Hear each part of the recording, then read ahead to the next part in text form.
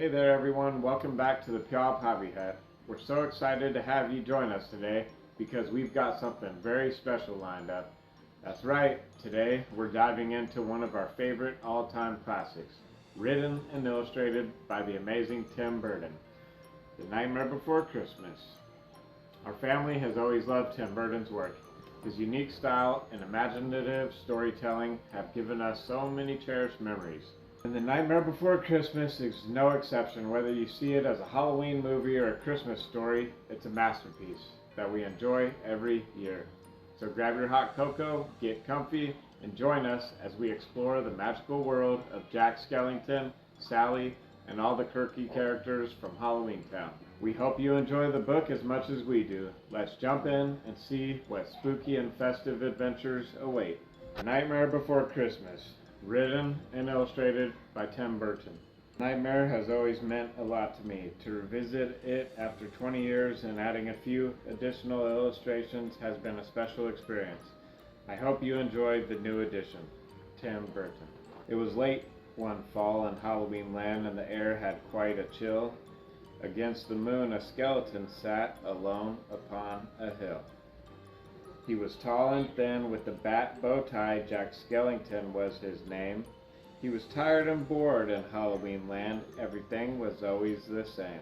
I'm sick of the scaring, the terror, the fright. I'm tired of being something that goes bump in the night. I'm bored with leering my horrible glances, and my feet hurt from dancing those skeleton dances. I don't like graveyards and I need something new. There must be more to life than just yelling boo. Then out from the grave with a curl and a twist came a whimpering, whining, spectral mist. It was a little ghost dog with a faint little bark and a jack-o'-lantern nose that glowed in the dark. It was Jack's dog Zero, the best friend he had, but Jack hardly noticed, which made Zero sad. All that night and through the next day, Jack wondered and walked. He was filled with dismay. Then deep in the forest just before night, Jack came upon an amazing sight. Not 20 feet from the spot where he stood were three massive doorways carved in wood. He stood before them completely in awe, his gaze transfixed by one special door.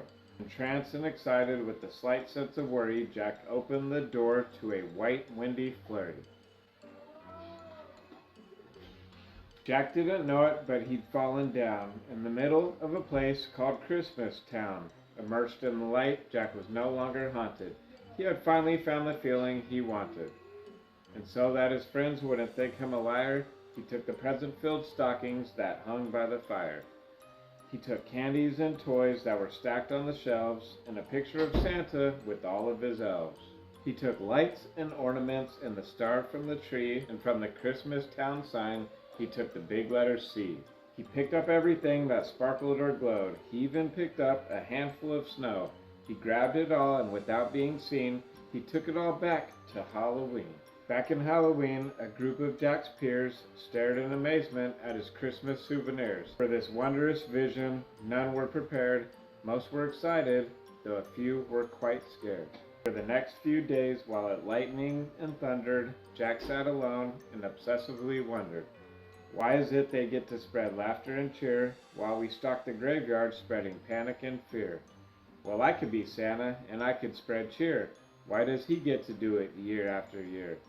Outraged by injustice, Jack thought and he thought. Then he got an idea. Yes, why not? In Christmas Town, Santa was making some toys, when through the din he heard a soft noise. He answered the door, and to his surprise, he saw weird little creatures in strange disguise. They were altogether ugly and rather petite. As they opened their sacks, they yelled, "Trick or treat!" Then a confused Santa was shoved into a sack and taken to Halloween to see Mastermind Jack. In Halloween, everyone gathered once more, for they'd never seen Santa before. And as they cautiously gazed at the strange old man, Jack related to Santa his masterful plan. "My dear Mr. Claus, I think it's a crime that you've got to be Santa all of the time. But now I will give presents and I will spread cheer. We're changing places. I'm Santa this year. It is I who will say Merry Christmas to you, so you may lie in a coffin, creak doors, and yell, boo! And please, Mr. Claus, don't think ill of my plan, for I'll do the best Santa job that I can. Though Jack and his friends thought they'd do a good job, their idea of Christmas was still quite macabre. They were packed up and ready on Christmas Eve day when Jack hitched his reindeer to his sleek coffin sleigh. But on Christmas Eve, as they were about to begin, a Halloween fog slowly rolled in. Jack said, "We can't leave, this fog's just too thick. There will be no Christmas, and I can't be Saint Nick." Then a small glowing light pierced through the fog. What could it be? It was Zero, Jack's dog. Jack said, "Zero, with your nose so bright, won't you guide my sleigh tonight?" And to be so needed was Zero's great dream, so he joyously flew to the head of the team. And as the skeletal sleigh started its ghostly flight, Jack cackled, "Merry Christmas to all, and to all a good night." 'Twas the night before Christmas, and all through the house not a creature was peaceful, not even a mouse. The stockings all hung by the chimney with care, when opened that morning could cause quite a scare.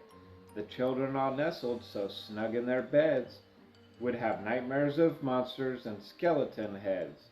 The moon that hung over the new fallen snow cast an eerie pall over the city below. And Santa Claus's laughter now sounded like groans, and the jingling bells like chattering bones. And what to their wondering eyes should appear but a coffin sleigh with skeleton deer, and a skeletal driver so ugly and sick, they knew in a moment, this can't be Saint Nick. From house to house with a true sense of joy, Jack happily issued each present and toy. From rooftop to rooftop he jumped and he skipped, leaving presents that seemed to be straight from a crypt. Unaware that the world was in panic and fear, Jack merrily spread his own brand of cheer. He visited the house of Susie and Dave. They got a Gumby and Pokey straight from the grave. Then on to the home of little Jane Neiman. She got a baby doll possessed by a demon. A monstrous train with tentacle tracks, a ghoulish puppet wielding an axe, a man-eating plant disguised as a wreath, and a vampire teddy bear with very sharp teeth. There were screams of terror, but Jack didn't hear it. He was too involved with his own Christmas spirit. Jack finally looked down from his dark, starry frights and saw the commotion, the noise, and the light. Why, they're celebrating! It looks like such fun! They're thanking me for the good job that I've done. But what he thought were fireworks meant as goodwill were bullets and missiles intended to kill. Then amidst the barrage of artillery fire, Jack urged Zero to go higher and higher, and away they all flew like the storm of a thistle until they were hit by a well-guided missile. And as they fell on the cemetery way out of sight, was heard, "Merry Christmas to all, and to all a good night." Jack pulled himself up on a large stone cross, and from there he reviewed his incredible loss. I thought I could be Santa, I had such belief. Jack was confused and filled with great grief. Not knowing where to turn, he looked toward the sky. Then he slumped on the grave, and he started to cry. And as Zero and Jack lay crumpled on the ground, they suddenly heard a familiar sound. "My dear Jack," said Santa, "I applaud your intent. I know wreaking such havoc was not what you meant, and so you are sad and feeling quite blue. But taking over Christmas was the wrong thing to do. I hope you realize Halloween's the right place for you. There's a lot more, Jack, that I'd like to say, but now I must hurry, for it's almost Christmas Day." Then he jumped in his sleigh, and with the wink of an eye, he said Merry Christmas, and he bid them goodbye. Back home, Jack was sad, but then, like a dream, Santa brought Christmas to the land of Halloween. The end. Wow, what an incredible journey. We hope you enjoyed The Nightmare Before Christmas as much as we did. Tim Burton's work never fails to amaze and inspire us. It's always a treat to revisit the classic story.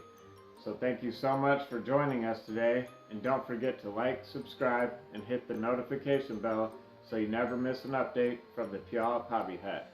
And until next time, stay spooky and merry. See you soon.